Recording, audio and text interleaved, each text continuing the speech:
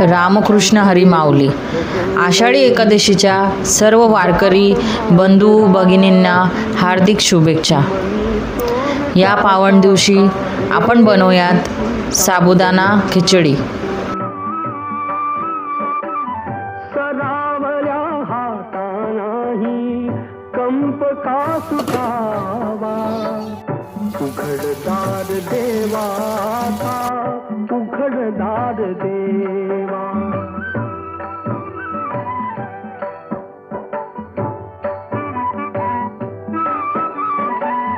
उजेडात होते पुण्य, अंधारात पाप, ज्याचे त्याचे हाती आहे कर्तव्याचे माप.